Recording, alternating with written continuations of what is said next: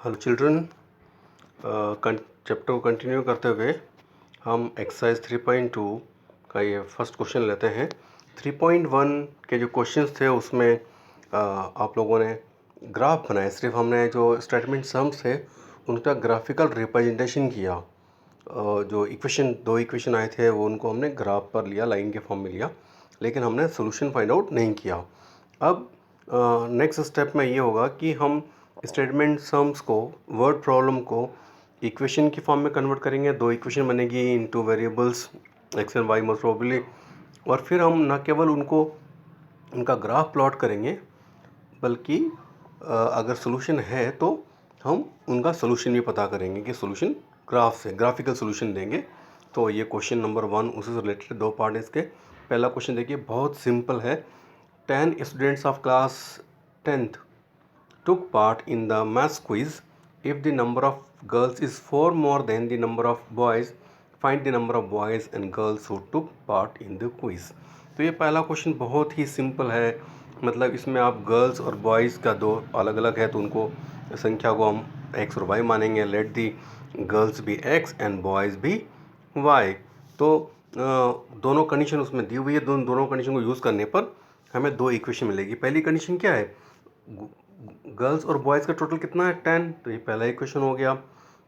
और girls 4 more than, तो हमने गर्ल्स को इसलिए एक्स माना है और वाई को बॉयज़ माना है कि उन दोनों के बीच में डिफरेंस कितना है, x minus y is equal to 4। क्योंकि नेचुरली उस केस में क्या होगा, x is equal to y plus 4, जो कि मतलब ये बॉयज़ के नंबर हैं तो बॉयज़ से +4 ज़्यादा हैं गर्ल्स, तो ये रिलेशन निकलेगा इसमें। इस तरह से दो इक्वेशन बन जाएंगी। जब दो इक्वेशन बन जाएंगी तो फिर आपको इन दोनों को से पॉइंट्स निकालना है। जैसे कि हम टेबल करते हैं, ग्राफ बनाने के लिए जो हम करते हैं मेथड वही अडॉप्ट करना है। टेबल बनाएंगे और from equation 1 x plus y is equal to 10, इसका मतलब y is equal to 10 minus x. मतलब यहाँ वैसे ही दोनों का सम 10 होना चाहिए, तो कौन से दो पॉइंट्स हो सकते हैं, एक तो हो गया 4 6 है, 5 5 होगा, 7 3 और 2 8।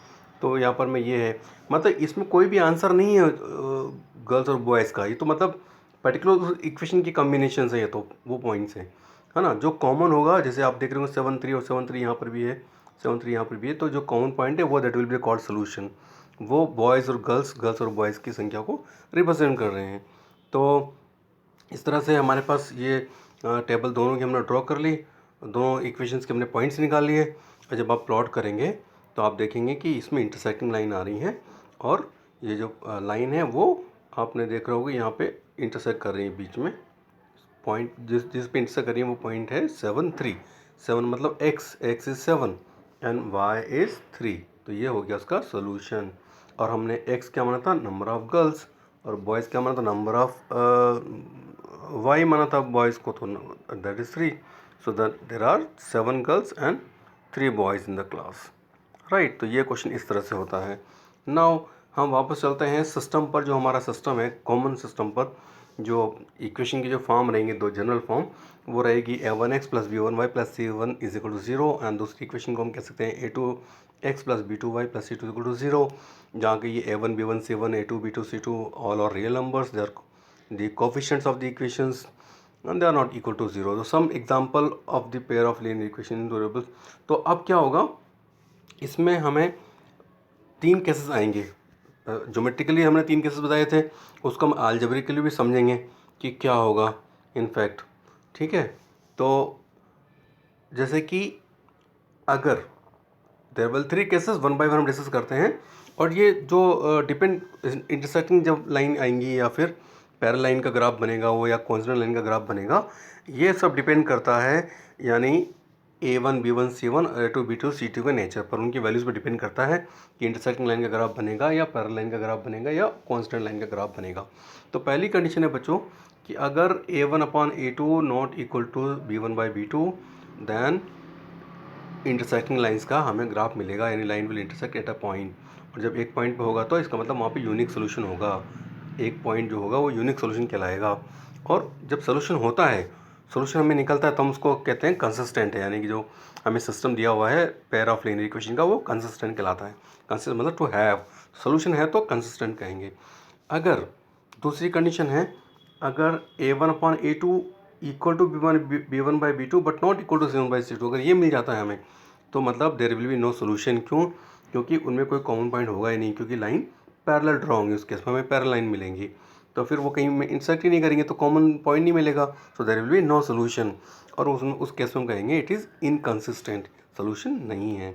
तीसरी जो कंडीशन है वो है अगर तीनों रेशियोज बराबर हैं, तीनों ही रेशियो बराबर है, A1/A2 equal to B1/B2 equal to C1/C2, जब आप तीनों रेशियो निकालेंगे तो यानी क्योंकि सारे पॉइंट ही कॉमन है दोनों लाइन में, तो इनफाइनाइट सोल्यूशन कहेंगे हम उसको। अलजेब्रिकली क्या कहेंगे? The pair of linear equation will have infinite number of solutions. Solution है भले एक हो या ज़्यादा हो, तो मतलब कंसिस्टेंट भी कहेंगे उसको हम। तो ये दो केस में कंसिस्टेंट कहलाएगा और एक केस में जब सोल्यूशन नहीं होगा तो इनकंसिस्टेंट कहलाएगा। तो आप क्या करेंगे, इनको चेक कर सकते हैं हम लोग, है ना। A1/A2 B1/B2 ये सब निकाल करके फाइंड आउट करके हम चेक कर सकते हैं कि किस में हमें इंटरसेक्टिंग लाइन मिलेगी, यानी किस में हमें सिस्टम कंसिस्टेंट होगा, किस में नहीं होगा, है ना। तो जैसे कि एक क्वेश्चन में इन्होंने पूछा हुआ है, on comparing the ratios A1/A2 B1/B2 and C1/C2 find out the lines representing the following pair of linear equation intersect at a point are parallel और coincident। मतलब तीन में से कोई एक तो हमें मिलेगा आंसर। तो आप देखिए इसमें जो इक्वेशन है पहला वाला ही है, तो यहाँ से आप नोट कर लें कि इसमें A1 क्या है। पहला जो है कोफिशिएंट हुआ A1 है, यानी कि A1 क्या हुआ, यानी कि 5 हुआ। तो B1 क्या हुआ, B1 हुआ -4। तो C1 क्या हुआ, तो C1 हुआ 8। इसी प्रकार से जो है A2 क्या हुआ 7 और B2 क्या हुआ 6 और C2 क्या हुआ इसमें -9। अगर हम पहला वाला A1/A2 not equal to B1/B2 आ गया तब हम C1/C2 को चेक नहीं करते। अगर वो इक्वल आ रहा है तो फिर हम चेक करते हैं, क्योंकि अगर तीनों बराबर होंगे तब कोइंसिडेंट लाइन का बनेगा, और अगर सिर्फ फर्स्ट दो रेशो बराबर है, थर्ड वाला बराबर नहीं है, तो पैरेलल का होगा। लेकिन अगर फर्स्ट दो रेशो ही अनइक्वल है, जैसे कि मैं पहले दो रेशो को चेक कर रहा हूँ, 5/7 और -4/6, इसको आप कट भी कर दोगे तो ये 2 और 3 आ जाएगा, तो दे आर नॉट इक्वल। वैसे पॉजिटिव रेशो नेगेटिव रेशो को इक्वल नहीं है, तो यहाँ पर हमें क्या मिल गया, A1/A2 not equal to B1/B2। तो ये इसका मतलब क्या हुआ, ये यूनिक सोल्यूशन में आ गया, यानी कि इंटरसेक्टिंग लाइन किस में आ गया, ये यूनिक सोल्यूशन। और दूसरा इक्वेशन तो उसमें हमें अब C1/C2 फाइंड आउट करने की ज़रूरत नहीं है, क्योंकि A1/A2 not equal to B1/B2 आ गया, तो वो यूनिक सोल्यूशन की कैटेगरी में आ गया, मतलब इंटरसेक्टिंग लाइन में आ गया वो। अब दूसरा जैसे ये सेकेंड वाला है, तो इसमें हमें क्या करना है, पहले सब आप A1 B1 C1 और A2 B2 C2 ये सब नोट कर लेंगे, है ना। उसके बाद फिर आप फाइंड आउट करेंगे कि A1/A2 क्या है। A1/A2 क्या है भाई, 9/18, ठीक है। और B1/B2 क्या है भाई, यहाँ पे B1/B2 है 3/6। अब आप देखो, अगर 18 को कट करोगे तो 1/2 आएगा, 3/6 को कट करोगे तो भी हाफ आएगा। तो ये दोनों बराबर हो गए। जब दोनों बराबर हो गए तो अब दो बातें हो गई, या तो ये पैरेलल को रिप्रेजेंट करेगा या फिर कोइंसिडेंट को रिप्रेजेंट करेगा। तो चलो अपन C1/C2 को भी चेक करें विद साइन आल्सो। तो C1/C2 क्या आ रहा है, देखो यहाँ पे C1/C2 ये आ रहा है 12/24। अरे ये भी तो हाफ आ गया, इसका मतलब यहाँ तो क्या है, तीनों रेशो बराबर हो गए, तीनों रेशो ही इक्वल हो गए, हाफ हाफ हाफ।